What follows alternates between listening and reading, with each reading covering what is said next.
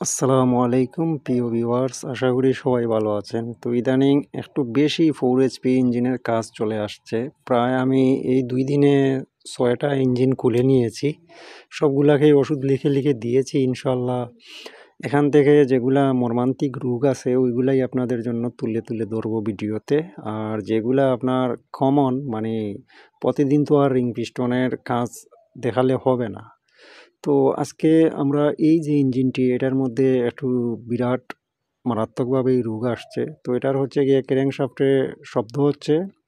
ক্র্যাঙ্কশ্যাফটের যে বিয়ারিং আছে 63-8 ওই বিয়ারিংও ক্ষয় পাওয়া যাচ্ছে আমি দেখতে পাচ্ছি। আর এই ইঞ্জিনের মধ্যে কুরুচিপূর্ণ শব্দ আপনার হ্যান্ডেল দিয়ে রানিং করলে কীরকম যেন একটা শব্দ হয়। তো ওইটাও তো এখন আমরা এটা খুলে নেব আস্তে। তো এটা খুলে আমরা সবাই এক করে সবগুলো রূপ দেখব। আপনারা আমার সাথেই থাকবেন অবশ্যই, আর আমার এই ভিডিওতে একটি লাইক করবেন। ইদানিং একটু রেসপন্স পাচ্ছি না, ভিডিওতে ভিউ হচ্ছে না। তো জানি না, আমার ভিডিও হয়তো আপনাদের কাছে ভালো লাগে না, সে কারণে হয়তো লাইক কমেন্ট কিছুই পাচ্ছি না। তো ইতিমধ্যে আপনারা দেখতে পাচ্ছেন আমাদের যে ইনলেট আছে, ইনলেট বাল্বের যে অবস্থা ওইটার গাইড এতটাই ডেবে গেছে। তো আমরা আগে রকার সেটটা খুলে নিলে আমরা এখানে দেখব, আর হেডটি নামিয়ে নেব, নামিয়ে আমরা এক করে দেখব এখানে। তো রকার সেটটিও আমি দেখে নিচ্ছি। তো ইঞ্জিন যখনই আমরা কাজ করব, যে জিনিসগুলা খুলবো এক করে আমাদের দেখতে হবে কোন জিনিসটি নষ্ট হয়েছে। ভালো করে মেধা খাটিয়ে আপনারা দেখবেন, চোখ দিয়ে একদম চোখ গেঁথে নেবেন যে আসলে কোন জিনিসটি নষ্ট হয়েছে।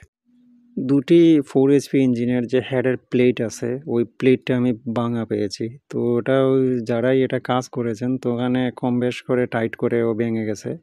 আবার অনেক সময় হেডের যদি কোনো সমস্যা থেকে থাকে তাহলে এই প্লেটটাও ভেঙে যাবে। তো এখন আমরা হেডটি নামিয়ে নিয়েছি। নামানোর পরে আমরা দেখতে পাচ্ছি হেডের যে অবস্থা, হেডের যে বাল্বগুলো আছে এত বেশি পরিমাণে নেমে গেছে, সিটগুলা বেশি ক্ষয় হয়ে গেছে, কারণ এই হেডে অনেক দিন হয়ে গেছে কাজ করানো হয় নাই। আর আমরা সিলিন্ডারে ঠিক এভাবেই ঘষে দেখব কোথাও উঁচু হয়ে আছে কিনা, ভিতরে নামছে কিনা। তো আমি দেখতে পাচ্ছি এই সিলিন্ডারটি নষ্ট হয়ে গেছে আর ভিতরে তেল জমা রয়ে গেছে। যখন আমরা স্টার্ট করার চেষ্টা করেছিলাম তো ওই তেলগুলো পুড়ে নেই, ওইগুলা ভিতরেই রয়ে গেছে। তো আমরা এখানে দেখতে পাচ্ছি ক্র্যাঙ্কশ্যাফটের মধ্যে প্লে একটু বেশি দেখা যাচ্ছে, কারণ হচ্ছে কি আমাদের সিআর বিয়ারিং ক্ষয় আছে, সে কারণে আমাদের পিস্টন টিডিসিতে এরকমই আপনার গ্যাপ দেখাচ্ছে। তো এখন আমরা 14 নম্বর চকের দিয়ে আমাদের কানেক্টিং ক্যাপ খুলে নিচ্ছি। তো আপনারা ঠিক এভাবে খুলবেন। এখানে আমি দেখাবো আসলে কি জিনিসগুলো নষ্ট পেয়েছি আমি এখানে।